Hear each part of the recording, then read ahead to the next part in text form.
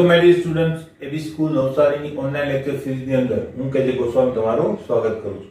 મિત્રો, આજે આપણે કેટલાક એમસીક્યુ ની ચર્ચા કરવાના છીએ, બરાબર? કારણ કે એક્ઝામ નજીક આવે છે હમણાં તમારે, તો એમસીક્યુ ની થોડી પ્રેક્ટિસ આપણે કરી લઈએ તો આપણને ખ્યાલ આવે કેવી રીતે એમસીક્યુ ને સોલ્વ કરવો અને કેવી રીતે આપણે લોજિક આપણે મારી શકીએ છીએ. કોન્સેપ્ચ્યુઅલ લેવલ ઉપર આપણે ઘણી બધી વસ્તુઓ સમજી લીધેલી છે, એને એપ્લાય કેવી રીતે કરવી અને એપ્લાય કરવા માટે કઈ શોર્ટકટ રીતનો ઉપયોગ કરી શકાય જેથી કરીને આપણે વધારે લેન્ધી રીતનો ઉપયોગ કરતા બચીએ, તો એ વસ્તુ આપણે આજે શીખવાની છે, બરાબર? તો કેટલાક એમસીક્યુ આપણે આજે કરીશું. ક્લિયર? તો જોતા જઈએ. તમને દેખાતા હશે એમસીક્યુ. નંબર 1 થી શરૂઆત કરીએ. આધુનિક આવર્ત કોષ્ટકમાં આવર્ત અને સમૂહોની સંખ્યા ખાલી જગ્યા છે. કેટલી હશે? હવે આની અંદર તમને એમ થશે કે શું છે આની અંદર, બરાબર? પણ અલ્ટિમેટલી ખાસ ધ્યાન રાખવું કે આવર્ત અને સમૂહોની સંખ્યા પૂછી છે કે સમૂહો અને આવર્તની સંખ્યા પૂછી છે, બરાબર? કારણ કે ઘણી વખત અત્યારે જવાબ શું આવે? આવર્ત અને સમૂહોની સંખ્યા 7 આવર્ત અને 18 સમૂહ, બરાબર? પણ સમૂહ ને આવર્ત પૂછ્યો હોય તો એ જવાબ ખોટો થાય. 7 અને 18 જવાબ કેવો થાય? ખોટો. સાચો જવાબ શું થશે? 18 અને 7. તો આ વસ્તુ ખાસ તમારે ધ્યાન રાખવી પડે. તો આની અંદર આન્સર શું આવશે? 7 અને 18. એટલે 7 આવર્ત અને 18 સમૂહ, બરાબર? Next question. સૌથી વધુ વિદ્યુત ઋણતા ધરાવતા તત્વોની બાહ્યતમ કક્ષાની ઇલેક્ટ્રોન રચના ખાલી જગ્યા છે, બરાબર? હવે સૌથી વધુ વિદ્યુત ઋણતાનો ટોપિક જે છે એ આપણે અંબાકી છે, બરાબર? પણ વિદ્યુત ઋણતા તમને ખ્યાલ છે 10મા ધોરણમાં એનું નામ આવ્યું હશે, 10મા કે 9મા ની અંદર, બરાબર? વિદ્યુત ઋણતા એટલે શું? ઇલેક્ટ્રોન આકર્ષવાની ક્ષમતા. યાદ રાખજો, બરાબર? વિદ્યુત ઋણતા એટલે ઇલેક્ટ્રોન આકર્ષવાની ક્ષમતા.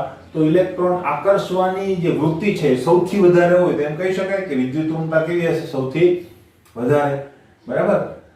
તો વિદ્યુત ઋણતા જો વધારે હોય તો એ કઈ જગ્યાએ હોય, બરાબર? હવે લોજિક શું મારો? હવે આપણને તો ખ્યાલ નથી કારણ કે હજુ આપણે વિદ્યુત ઋણતાનો ટોપિક બાકી છે, બરાબર? પણ ધાતુ અધાતુ જ્યારે આપણે ભણ્યા ત્યારે આપણે વાત થઈ ગઈ છે કે ધાતુઓ જે છે ઇલેક્ટ્રોન ગુમાવવાની વૃત્તિ ધરાવે છે. એનો મતલબ એને ઇલેક્ટ્રોન પ્રત્યેનું આકર્ષણ કેવું છે? ઓછું છે. તો શું થાય? તો ઇલેક્ટ્રોન પ્રત્યેનું આકર્ષણ ઓછું તો એની વિદ્યુત ઋણતા કેવી હોય? ઓછી. એક વસ્તુ ખબર પડી, ધાતુઓની વિદ્યુત ઋણતા કેવી હોય? ઓછી. તેનું ઉલટું શું થશે? અધાતુની વિદ્યુત ઋણતા કેવી હોય? વધારે, બરાબર? અધાતુઓ કઈ બાજુ હોય? જમણી બાજુ આવર્ત કોષ્ટકની અંદર, બરાબર? જો આવર્ત કોષ્ટકમાં જમણી બાજુ અધાતુઓ હોય તો સૌથી જમણી બાજુમાં છેડા ઉપર કોણ આવે? 18મો સમૂહ, નિષ્ક્રિય વાયુ. નિષ્ક્રિય વાયુને આપણે કોઈ દિવસ કે રિલેશનમાં લેતા નથી કારણ કે એની તો સક્રિયતા જ હોતી નથી. એને ધાતુ પણ ના કહી શકાય, અધાતુ પણ ના કહી શકાય, અર્ધધાતુ પણ ના કહી શકાય. આમ ગણો તો આપણી પાસે 4 કેટેગરી છે, બરાબર? ભણ્યા આપણે 3 જ: ધાતુ, અધાતુ, અર્ધધાતુ, બરાબર? અને આ ચોથી કેટેગરી પણ છે નિષ્ક્રિય. એને ધાતુ ના કહેવાય, અધાતુ પણ ના કહેવાય, અર્ધધાતુ પણ ના કહેવાય. ક્લિયર? બીજી વાત, તો એને આપણે કાઢી નાખીએ તો હવે છેલ્લો સમૂહ કયો બચી ગયો? 17મો સમૂહ, હેલોજન તત્વોની વાત થાય એટલે સૌથી વધુ વિદ્યુત ઋણ સમૂહ કયો થશે?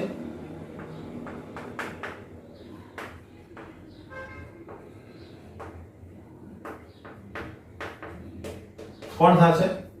સમૂહ નંબર 17, બરાબર? જેને આપણે શું કહીએ છીએ? હેલોજન સમૂહ.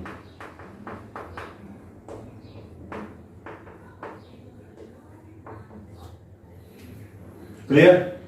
હેલોજન સમૂહ એટલે 17મો સમૂહ. 17મો સમૂહની સામાન્ય ઇલેક્ટ્રોન રચના આપણને પૂછેલી છે. તો સામાન્ય ઇલેક્ટ્રોન રચના શું થશે?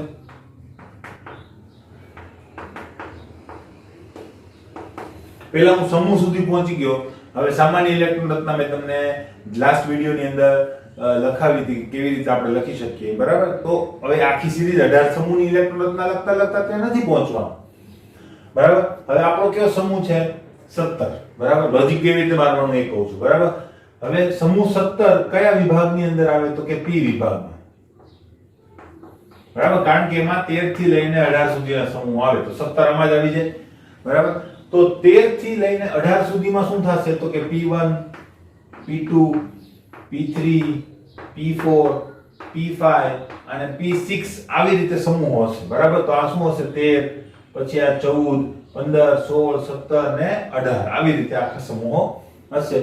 તો આપણો 17મો સમૂહ ક્યાં આવશે? અહીંયા. એનો મતલબ p કક્ષકમાં કેટલા ઇલેક્ટ્રોન હશે? 5 તો મને સામાન્ય ઇલેક્ટ્રોન રચના મળી ગઈ. કઈ હશે? NsNp5. હવે Np5 બને તો s કક્ષક તો ભરાય ને ત્યાં સુધી ઇલેક્ટ્રોન પહોંચે, એમ તો પહોંચે નહીં. ક્લિયર? તો આ આપણો સાચો જવાબ. ક્લિયર? જોઈ લઈએ જવાબ. તો યસ, આપણો સાચો જવાબ શું થશે? C, Ns2Np5. ક્લિયર? આ રીતે તમારે લોજિક મારવાનું છે. વિધિન અ સેકન્ડ જવાબ આવે. આ તો મેં તમને બધી વસ્તુ સ્ટેપ બાય સ્ટેપ કીધી એટલા માટે. બરાબર? 3 નંબર ઉપર આપણે જઈએ. નીચે પૈકી કોનું કદ સૌથી વધુ હશે? કદ સૌથી વધારે. બરાબર? તો કદ વાળી વાત થઈ ગઈ. કદનો મતલબ પરમાણુ ત્રિજ્યા. બરાબર? કદ અને પરમાણુ ત્રિજ્યા બેને સેમ ટુ સેમ સંબંધ છે. જો કદ વધારે હોય તો પરમાણુ ત્રિજ્યા પણ વધારે હોય, પરમાણુ ત્રિજ્યા વધારે હોય તો કદ પણ વધારે હોય. બરાબર? તો ત્રિજ્યા ભણી ગયા તો ત્રિજ્યાનું જે વલણ છે એ જ કદનું વલણ. ડાબીથી જમણી બાજુ તરફ જતા કદ ઘટે, ત્રિજ્યા ઘટે. ઉપરથી નીચે તરફ જતા ત્રિજ્યા વધે, કદ વધે. બરાબર? તો અહીંયા કોણ મોટું હશે એની વાત આપણે કરવાની છે. તો આપણને કોણ કોણ આપેલું છે? Na પ્લસ,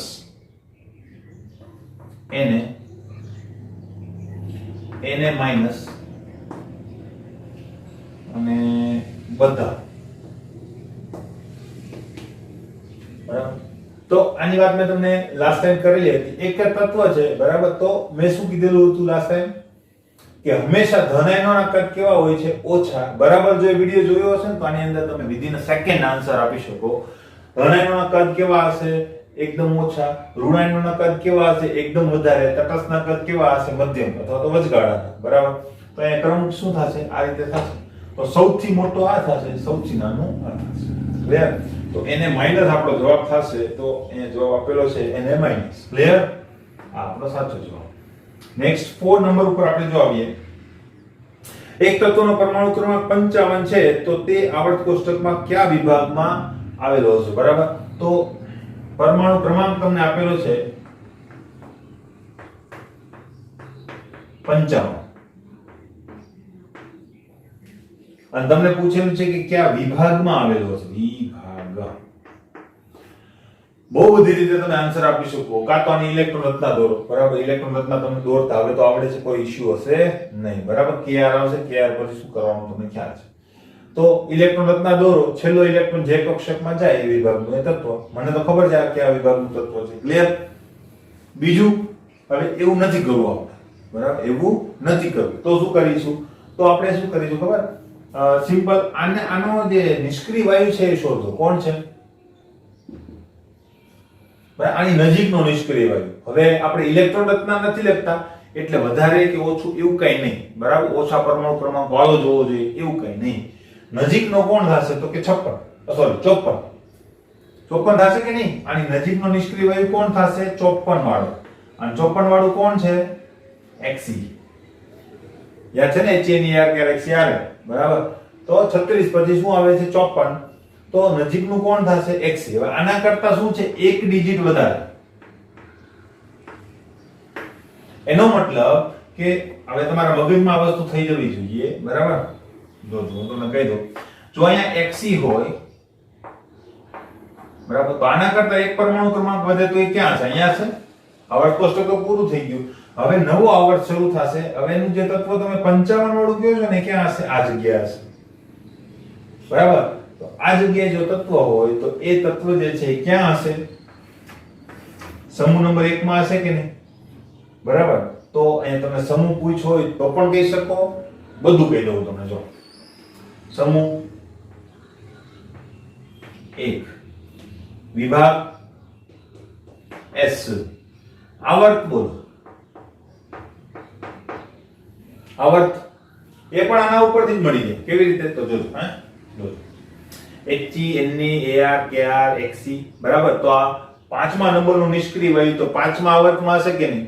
બરાબર? તો આ એની નીચેના આવર્તમાં છે તો આનો આવર્ત કયો હશે? 6થો આવર્ત હશે. એટલે બધા જવાબ મળી ગયા કે નહીં? ક્લિયર? બહુ ઈઝીલી તમે આન્સર આપી શકો. બીજું, બરાબર, તમને એમ પણ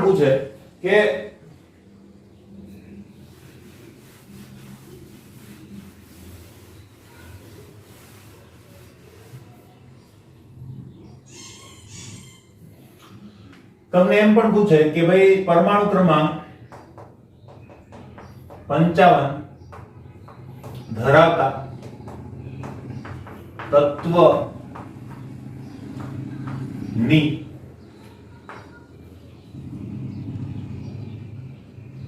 તત્વના સમૂહ પછીના સમૂહમાં ઉપર આવેલ તત્વનો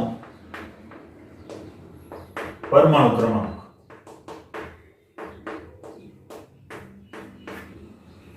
આ ટ્વિસ્ટેડ ક્વેશ્ચન થઈ ગયું, બરાબર?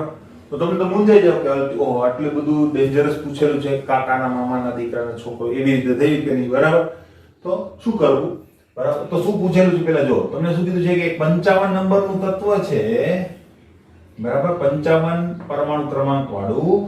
તો એની બાજુના સમૂહ એટલે આપણે અહીંયા આવી જઈશું, બરાબર? બાજુના સમૂહની ઉપર આવેલું તત્વ એટલે આ જગ્યાએ કયું તત્વ છે એ આપણે શોધવાનું છે અહીંયા. ક્લિયર? તો કેવી રીતે શોધવું, તો અઘરું થઈ જાય, બરાબર?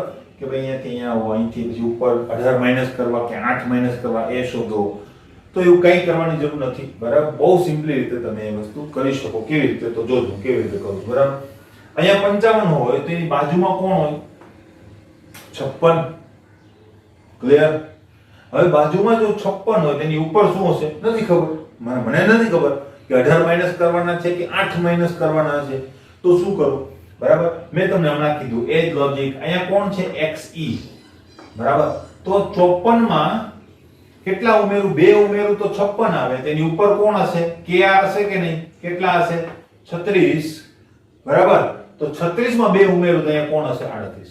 વાત પૂરી, બરાબર? એટલે નિષ્ક્રિય વાયુનો રેફરન્સ તમને ખૂબ જ કામમાં આવશે મિત્રો. ખાસ તેના ઉપર ધ્યાનમાં રાખજો પરમાણુ ક્રમાંક સ્થાન મેળવવા માટે, બરાબર? આ બધી ટ્રિક્સ છે સોલ્વ કરવા માટેની. બાકી તમે એમ પણ સોલ્વ કરી શકો, બરાબર? કે ઉપરથી નીચે તરફ કેટલામાં આવર્તમાં છે, 18 ઉમેરવાના છે કે 8 ઉમેરવાના છે, એને બાદ કરો અને મેળવો. તો એ લેન્ધી રીત થઈ જાય મિત્રો. એ રીત ઉપયોગ કરાય નહીં. With reference to Nobel gases આપણે નક્કી કરી શકીએ. ક્લિયર છે, બરાબર? તો નેક્સ્ટ ક્વેશ્ચન ઉપર આપણે જઈએ.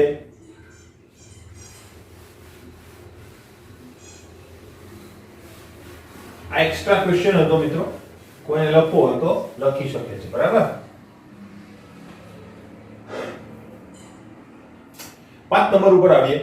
નાઇટ્રોજન પરમાણુનો પરમાણુ ક્રમાંક 7 છે. તો નાઇટ્રોજન સમૂહમાં ત્રીજા તત્વનો પરમાણુ ક્રમાંક, નાઇટ્રોજન સમૂહમાં ત્રીજા તત્વનો પરમાણુ ક્રમાંક કેટલો હશે? બરાબર?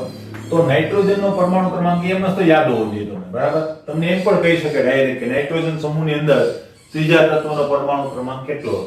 તો મેં હમણાં કીધું એ જ રેફરન્સનો આપણે ઉપયોગ કરીશું. 5મા નંબરનો આપણો MCQ છે, બરાબર? તો જો નાઇટ્રોજન, હવે તમને કીધું છે નાઇટ્રોજન સમૂહમાં.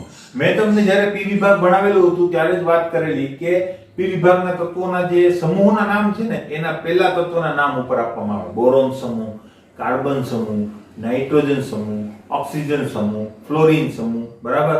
એના બે તત્વો, એ બે સમૂહો છે એના નામ અલગ છે. તો મેં તમને કીધું હતું કે ચાલ્કોજેન, હેલોજન અને નોબેલ ગેસ અથવા તો નિષ્ક્રિય વાયુનો સમૂહ, બરાબર? તો નાઇટ્રોજન સમૂહ કીધું છે એનું ત્રીજું તત્વ નાઇટ્રોજનની નીચે ત્રીજું નથી. એ યાદ રાખવાનું, નહીં તો ભૂલ પડી શકે, બરાબર? તો તમને ક્યાંનું તત્વ પૂછેલું છે? નાઇટ્રોજન સમૂહ, એમાં પહેલું તત્વ, અહીંયા બીજું તત્વ ને ત્રીજું તત્વ, બરાબર? તો હવે જો તમને સમૂહો યાદ હોય, મેં તમને કરાવ્યા હતા એ પ્રમાણે, તો NPAS આવશે કે નહીં? બરાબર? તો એમ પણ તમે નક્કી કરી શકો. પરમાણુ ક્રમાંક તો આપણને નથી ખબર. મેં કીધું 2 8 8 18 વાળું તો કામમાં આવતું નથી બહુ, બરાબર? એટલે પ્રોબ્લેમ થઈ શકે છે. એની પ્રોબ્લેમ શું થાય છે મેં તમને સમજાવી દીધેલો છે. તો શું કરું? Reference of Nobel gas. તો અહીંયા કોણ આવશે? નિયોન 10, બરાબર? એની નીચે કોણ આવશે? આર્ગોન 18. અહીંયા કોણ આવશે? ક્રિપ્ટોન 36. 10 માંથી 3 બાદ કરો 7, 18 માંથી 3 બાદ કરો 15 અને 36 માંથી 3 બાદ કરો 33 તમારો આન્સર. ક્લિયર? અને તત્વો પૂછે તો તમને સમૂહો યાદ હોવા જોઈએ કે મેં જે તમને યાદ કરાવેલા છે જ. જવાબ આપેલો છે 33, બરાબર છે? Clear? Next 6 number f minus o minus 2 માં ત્રિજ્યાનો ક્રમ જણાવો. બરાબર? તો 6 નંબર ઉપર આપણે આવીએ છીએ. f minus o minus 2. બરાબર? તો પહેલા તો પરમાણુ ક્રમાંક જોઈ લઈએ. 9 9 8 8. બરાબર? તો વાત થઈ તે પ્રમાણે તમારું જે ઋણાયન છે આ છે ને બધા, યસ, બરાબર, બધા કમ્પ્લીટ આપણે છે. તો ઋણાયન છે ના કદ કેવા હશે? સૌથી નાના, સોરી, સૌથી મોટા. અને તટસ્થના કદ કેવા હશે? સૌથી તટસ્થના કદ મધ્યમ હશે. ધનાયન છે નહીં એટલે મોટા કદ કોના હશે? તટસ્થના. નાના મોટા કદ કોના હશે? ઋણાયનના. અને નાના કદ કોના હશે? તટસ્થ. બરાબર? તો બેને અલગ અલગ કરી લી. બરાબર? તો f માઇનસ o માઇનસ 2 ના કદ મોટા હશે કોના કરતા? ફ્લોરિન અને ઓક્સિજન કરતા. એટલે વસ્તુ ક્લિયર? આ બેમાં કોના કદ મોટા હશે? તો જો સમ ઇલેક્ટ્રોનની આયનો છે 9 10 અને 8 9 10. જો છે કે નહીં? બરાબર? તો જેનો ઋણ વીજભાર વધારે એટલે કે અસરકારક કેન્દ્રીય વીજભાર ઓછો એનું કદ મોટું. બરાબર? તો o માઇનસ 2 મોટું હશે, f માઇનસ એના કરતા નાનું હશે. અને f અને o માં આપણે કયું લોજિક મારીશું? ડાબીથી જમણી બાજુ તરફ જતા કદ ઘટે તો ડાબી બાજુથી જમણી બાજુ તરફ જઈએ તો પહેલા કોણ આવે? ઓક્સિજન. પછી કોણ આવે? ફ્લોરિન. તો ઓક્સિજન નું કદ મોટું હશે, ફ્લોરિન નું કદ કેવું હશે? નાનું હશે. ચાલો તમારો ક્રમ o minus 2 f minus o અને f આવી ગયો ક્રમ. ક્લિયર? આપણો ઓપ્શન થશે બી સાચું. 7 નંબર ઉપર આવીએ. LIF ની બંધ લંબાઈ. LIF ની બંધ લંબાઈ ખાલી જગ્યા. તમને ઓપ્શન્સ આપેલા છે. NAF કરતા નાની, KF કરતા મોટી. બરાબર? એટલે ની બંધ લંબાઈ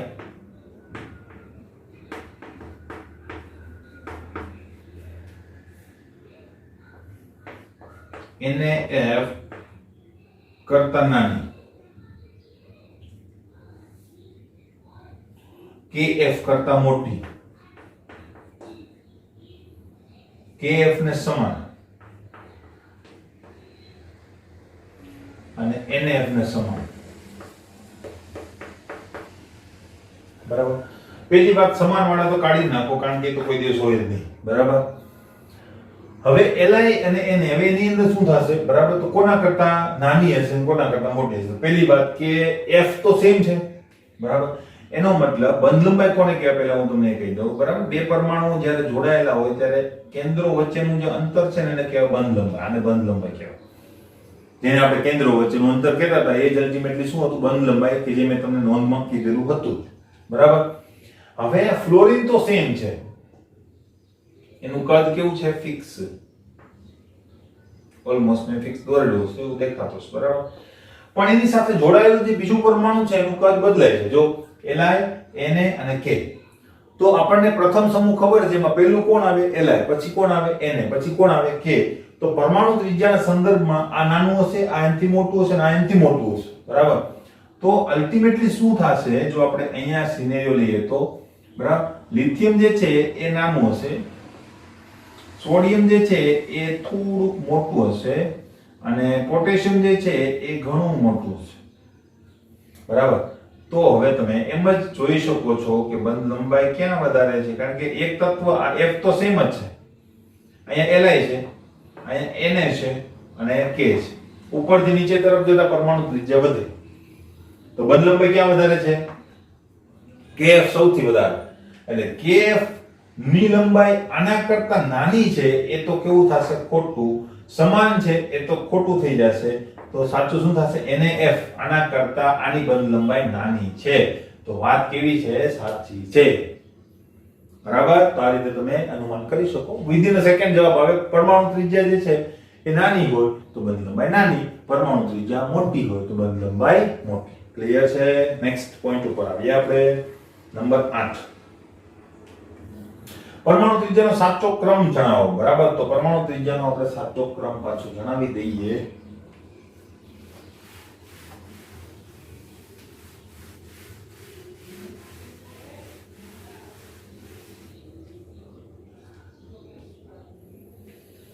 નંબર 8 પરમાણુ ત્રિજ્યાનો સાચો ક્રમ જણાવો. એની અંદર આપેલા છે Na, Mg, Al અને Si.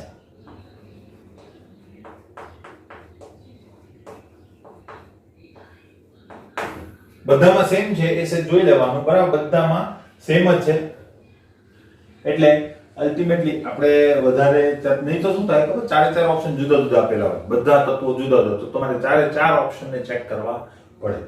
હવે આની અંદર પરમાણુ ક્રમાંક જો તમે જો 11, આનો પરમાણુ ક્રમાંક 12, આનો પરમાણુ ક્રમાંક 13, આનો પરમાણુ ક્રમાંક થશે ઓક્સિજનની નીચે એટલે 16, બરાબર? તો પરમાણુ ત્રિજ્યાનો ઉતરતો કે ચડતો ક્રમ કીધેલો છે, પરમાણુ ત્રિજ્યાનો સાચો ક્રમ, બરાબર? ને ક્રમ તમને આપેલો છે ઉતરતો ક્રમ. તો સૌથી મોટું કોણ હશે? તો પહેલી વાત આની અંદર જો આપણે જોઈ લઈએ, બરાબર, કે ભાઈ ડાબીથી જમણી બાજુ તરફ જઈએ, આ જો એ જ છે જો, બરાબર? તો પરમાણુ ત્રિજ્યા ઘટે, પતરી ઘટે, બરાબર?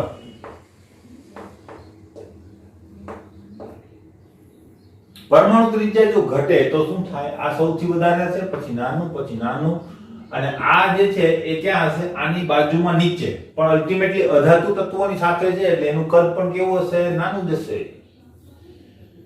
ક્લિયર? બરાબર? S છે કે Si છે? Si છે ને, કાસી 14 આવશે અહીંયા, 16 નહીં પણ 14. સલ્ફર હોય તો 16.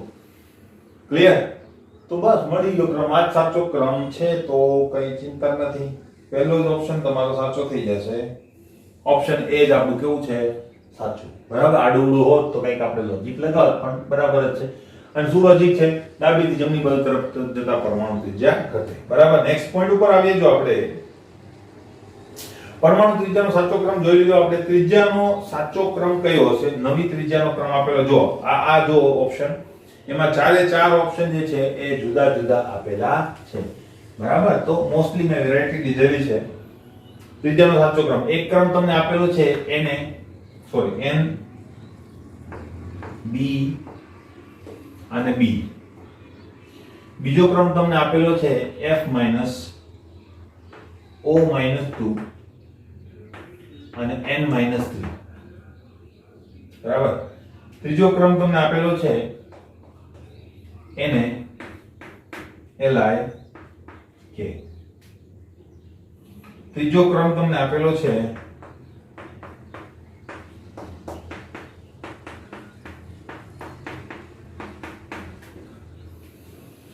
શું કરીશું અહીંયા? બરાબર? તો જોઈ લઈએ. પહેલી વાત કે અહીંયા તટસ્થ પરમાણુ છે એટલે આપણે શું જોવાનું થશે? ખાસ તો એના પરમાણુ ક્રમાંક, બરાબર? તો પરમાણુ ક્રમાંક જોઈએ તો આનો ભાઈનો 7 છે, બેરિલિયમ 4 છે અને બોરોન 5 છે. યાદ હોવું જોઈએ, બરાબર? એ વસ્તુ તમને ખબર પડી જવી જોઈએ. હવે તો આ તો નથી જ બરાબર મેળવતો, બરાબર? અલ્ટિમેટલી સાચો ક્રમ શું હોય? ડાબીથી જમણી બાજુ તરફ જતા પરમાણુ ત્રિજ્યા ઘટે. તો 4, 5 અને 7 આવશે. તો પેલા કોણ આવે? B નું કદ સૌથી વધારે હશે, પછી બોરોન નું કદ, અને પછી કોનું આવશે? નાઇટ્રોજન નું કદ. તો આ આપણી સાચી થશે, આ ખોટું છે, બરાબર?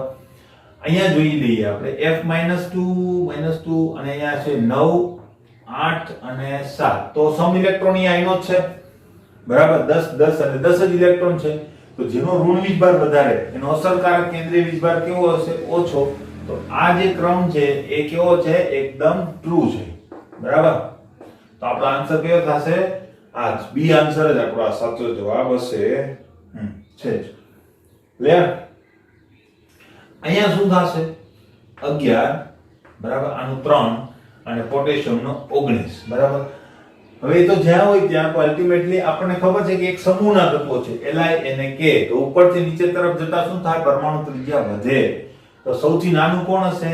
Li, પછી Na અને પછી K. તો આ સાચો આન્સર હશે. એટલે આનો જે ક્રમ છે આ સાચો થશે.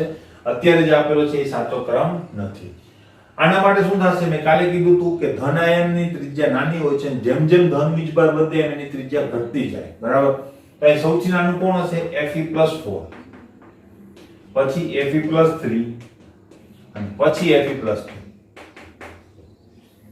ક્લિયર? તો યાદ રાખજો. તો બધાના સોલ્યુશન આપણે કરી દીધેલા છે, બરાબર? નીચેના પૈકી કયો સેટ આલ્કલી ધાતુ પરમાણુ ક્રમાંક દર્શાવે છે? તો અહીંયા તમને સેટ આપેલા છે, તો એ સેટ આપણે જોઈ લઈએ.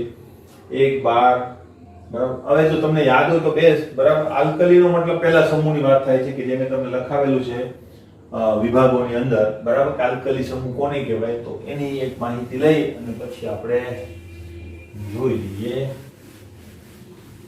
નંબર 10. 10 નંબર છે ને? યસ. હવે આલ્કલી ધાતુ, તો આલ્કલી ધાતુમાં કોણ કોણ આવે ભાઈ?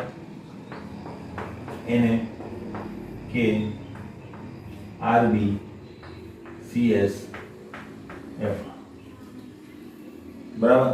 પરમાણુ ક્રમાંક એટલીસ્ટ આનો તો તમને ખ્યાલ જ હશે 3, બરાબર. એનો નહીં ખ્યાલ હોય તો આનો તો ખ્યાલ જ હશે 11, બરાબર. કોઈ પણ એકનો પરમાણુ ક્રમાંક તમને ખ્યાલ હોવો જોઈએ, બાકીના નથી યાર કઈ વાંધો નહીં. તમારે શું લેવાનું? આનો રેફરન્સ લેવાનો. કોણ આવે આની આગળ જાવ એટલે નિષ્ક્રિય વાયુ કોણ આવે કે જે તમને યાદ જ છે? એની, પછી AR, પછી KR, પછી XC, પછી R, બરાબર. તો જોઈ લો, તો અહીંયા 10, બરાબર.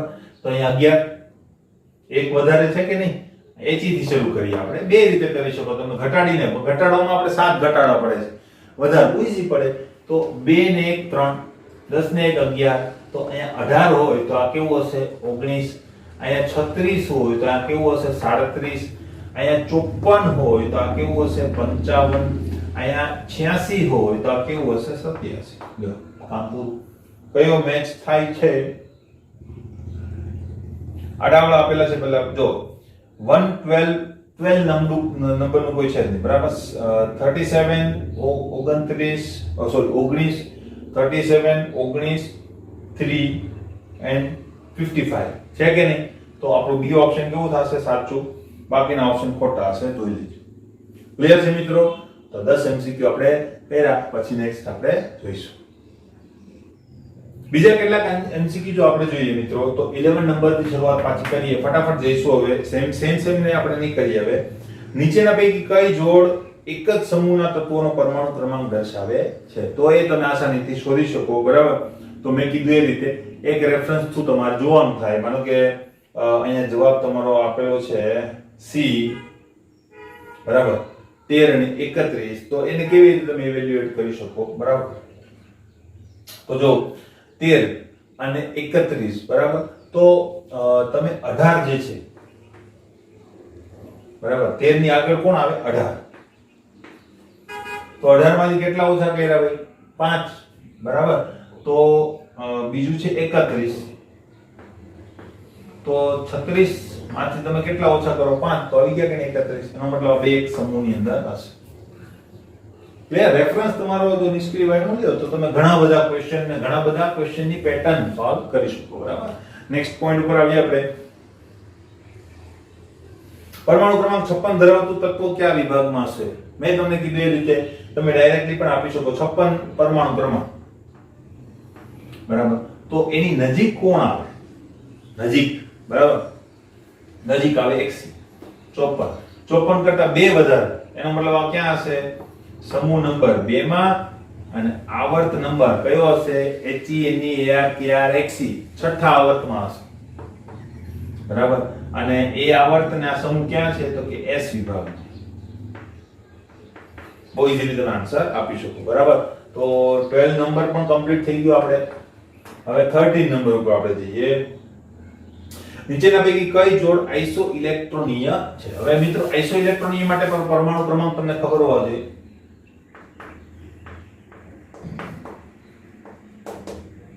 તો જો NO3- અને CO3-2, બરાબર. તો પહેલા આના માટે વિચારીએ. તો બંને માટે આપણે જો જોઈએ તો આના માટે કેટલા ઇલેક્ટ્રોન થશે? તો જો અહીં પણ થઈ જાય, બરાબર. બે રીતે તમે કરી શકો. હું એક જનરલ કરી દઉં. નાઇટ્રોજન પ્લસ આપણો ઇલેક્ટ્રોન ગણવા માટેની ફોર્મ્યુલા જે છે ને એ જ યુઝ કરવાની થશે. પરમાણુ ક્રમાંક પ્લસ ઓર માઈનસ વીજભાર, બરાબર. પણ અહીંયા પરમાણુ ક્રમાંક તમારે બધા પરમાણુના કન્સિડર કરવા પડશે. એટલે પરમાણુ ક્રમાંક 7 પ્લસ પરમાણુ ક્રમાંક કેટલો હશે? 3 ગુણ્યા 8, બરાબર. અને પ્લસ ઓર માઈનસ વીજભાર, બરાબર. હવે વીજભાર માટે આપણે શું કરીએ છીએ? માઈનસ પ્લસ ઓર માઈનસ વીજભાર, યાદ છે, બરાબર. તો અહીંયા આપણે NO3 માટે જ કરીએ છીએ, CO3 માટે આપણે સાઈડમાં કરી લઈએ. CO3 - 2 CO3 - 2 બરાબર. તો હવે આના માટે શું થશે? 7 + 8 = 24 બરાબર. માઈનસ વીજભાર પણ માઈનસ છે તો માઈનસ માઈનસ શું થઈ જશે? પ્લસ થઈ જશે બરાબર. તો 24 25 અને 25 અને 7 કેટલા થશે? 32 બરાબર. તો એ 32 આવ્યો તમારો સરવાળો. એ જ રીતે CO3 માટે શું થશે? તો કે 6 + 3 × 8 માઈનસ પ્લસ ઓર માઈનસ વીજભાર બરાબર. તો 6 + 8 = 24 અને માઈનસ 2. તો અહીં શું થશે? 6 અને આ 24 જે છે ને 2 32 તમારા ઇલેક્ટ્રોન. તો આ સમ ઇલેક્ટ્રોન એ નીકળે કે શું? યસ, પહેલા બે જ શું છે? સાચા જવાબો છે. એ જવાબ જ સાચો છે બરાબર. એટલે કોઈ પ્રશ્ન નથી, પહેલી જ વારમાં આવી ગયા. પણ આ રીતે તમે સમ ઇલેક્ટ્રોન આયનો નક્કી કરી શકો. બાકીના ઓપ્શન તમારે હોમવર્કમાં બરાબર એની અંદર પણ આ રીતે પ્રેક્ટિસ કરજો બરાબર. એની અંદર તમારો જે ઇલેક્ટ્રોનની જે ગોઠવણી છે અથવા તો ઇલેક્ટ્રોનની જે સંખ્યા છે એ સેમ આવવી જોઈએ નહીં જ આવે ચેક કરજો બરાબર. આ રીતે તમારે ચેક કરવાનું છે. નેક્સ્ટ પોઈન્ટ ઉપર જઈએ, 14 નંબર. ક્યુ તત્વ બાહ્યતમ કક્ષામાં NH2NP5 પ્રકારની ઇલેક્ટ્રોન રચના ધરાવે છે? નથી યાદ તો જોઈ પહેલી વાત કે છેલ્લો ઇલેક્ટ્રોન ક્યાં ગોઠવાયો? p વિભાગની અંદર. p કક્ષકમાં એટલે આ ભાઈ જે છે એ p વિભાગમાં છે. 5 ઇલેક્ટ્રોન ગોઠવાના, એનો મતલબ p વિભાગમાં પાંચમો સમૂહ. 13 14 15 16 17મો સમૂહ. 17મા સમૂહની આ કોમન ઇલેક્ટ્રોન કન્ફિગરેશન છે, તમને યાદ છે, મેં તમને લખાવેલી છે નેક્સ્ટ પ્રીવિયસ વિડિયોની અંદર બરાબર. તો એની અંદરથી કોઈ તત્વ હશે. 17મા સમૂહના તત્વો યાદ રાખવાના મેં તમને કીધા હતા, FCl Bri અને At. તો જોઈ લઈએ આની અંદર કોણ છે. એલ્યુમિનિયમ 13મા સમૂહની અંદર આવે, કાર્બન 14મા સમૂહની અંદર આવે, ક્લોરીન આપણો સાચો જવાબ થશે બરાબર. 17મા સમૂહની અંદર છે, નિયોન 18મા સમૂહની અંદર આવે બરાબર. તો આ રીતે આન્સર આપવાનો થશે. નેક્સ્ટ 15 એ તમને આવડી જશે. 114 ક્રમાંકની સંજ્ઞા તો આવડી જવી જોઈએ બરાબર. શું થશે? ઉન ક્વોડિયમ. નેક્સ્ટ પરમાણુ ક્રમાંક Z એ પણ બંધ બેસતો આન્સર જ છે બરાબર. ડાયરેક્ટ તમને આવડી જવો જોઈએ. પરમાણુની ત્રિજ્યા માટે શું સુસંગત નથી બરાબર. તો એ પણ બેઠે બેઠો ક્વેશ્ચન છે, હું નહીં કરાવું. NPCl ની સામાન્યતઃ સંયોજકતા અનુક્રમે કેટલી હશે? NPCl. હવે જો આની અંદર વાત કરી લઈએ બરાબર. સામાન્ય સંયોજકતાનો મતલબ શું થાય?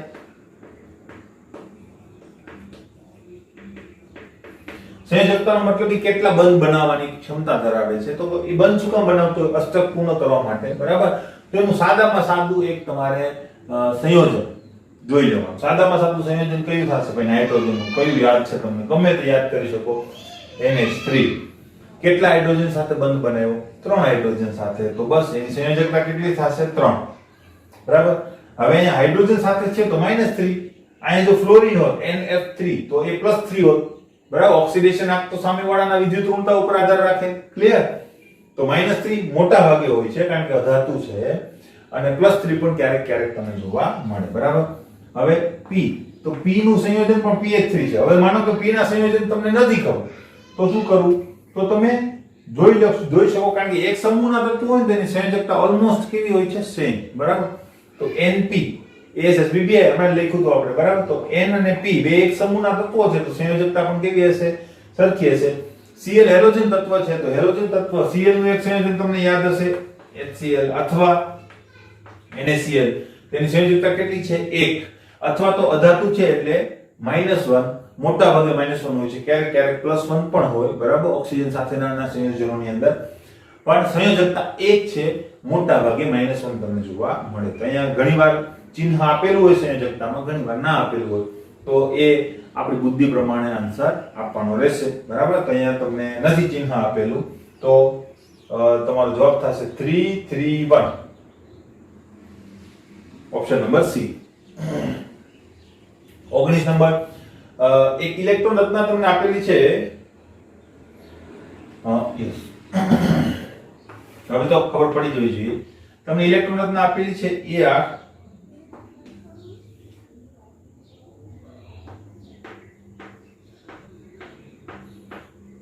4s2 તો એમ કીધું છે કે આ કયા વિભાગનું તત્વ છે.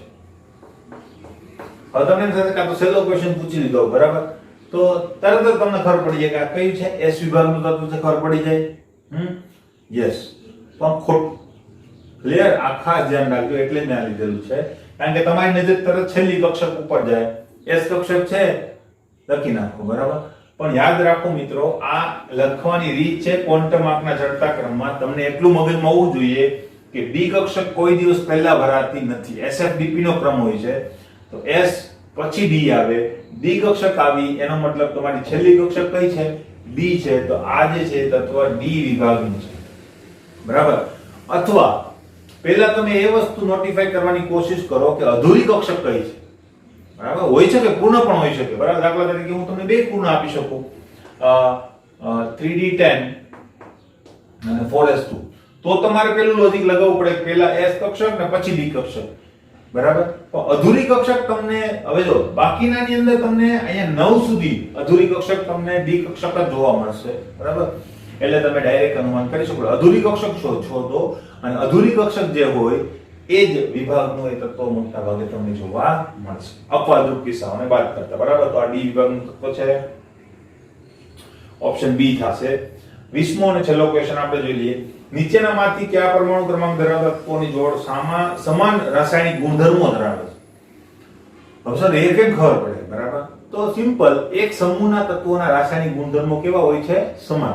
સંયોજકતા સમાન, કોમન ઇલેક્ટ્રોન કન્ફિગરેશન સમાન, અને ગુણધર્મો પણ કેવા હોય છે? સમાન હોય છે. તો રાસાયણિક ગુણધર્મો પણ કેવા હશે? સમાન હશે. તો એક સમૂહનું તત્વ તમારે શોધવાનું છે. હવે એ કેવી રીતે શોધવું? મેં હમણાં તમને કીધું હતું, નિષ્ક્રિય વાયુનો રેફરન્સ લઈ લો અને શોધી શકાય. દાખલા તરીકે 10 અને 22. જો 10 અને 22 છે, તો હું કેવી રીતે એને યસ ઓર નો કરી શકું, બરાબર. તો 10, હવે 10 તો મને ખબર છે નિષ્ક્રિય વાયુનું છે, બરાબર. તો એની નીચે કોણ હોવું જોઈએ? એટલે અથવા તો HNER કે XCR, તેના બધાના પરમાણુ ક્રમાંક ખબર છે આપણને, એમાં કે 22 આવતું નથી, એટલે એ ખોટો આન્સર છે, એક સમૂહનો તત્વ નથી. 6 20, બરાબર. 6 પરમાણુ ક્રમાંક કાર્બનનો છે, 20 પરમાણુ ક્રમાંક જે છે એ કોનો છે? સમૂહ 2 માં છે. ક્લિયર? કેલ્શિયમ. ક્લિયર છે? તો આ પણ નથી, બરાબર. અથવા તમે એવી રીતે પણ કરી શકો કે ભાઈ કાર્બન 6 છે, બરાબર, તો 6 ની નીચે કોણ હોવું જોઈએ? અથવા તો 20 છે અને 6 છે, તો તમે શું કરી શકો? આની આગળ કોણ હશે? નિયોન. 10 માંથી 4 ઓછા કરો તો 6 આવે, બરાબર. અને 20 ની નજીક એટલે કે આગળ કોણ હશે? Kr 36, બરાબર. તો આમાંથી કઈ 4 ઓછા કરવાથી 20 આવશે નહીં, એનો મતલબ આ બે એક સમૂહના નથી. ક્લિયર? તો આ રીતે તમારો આન્સર આવી શકે.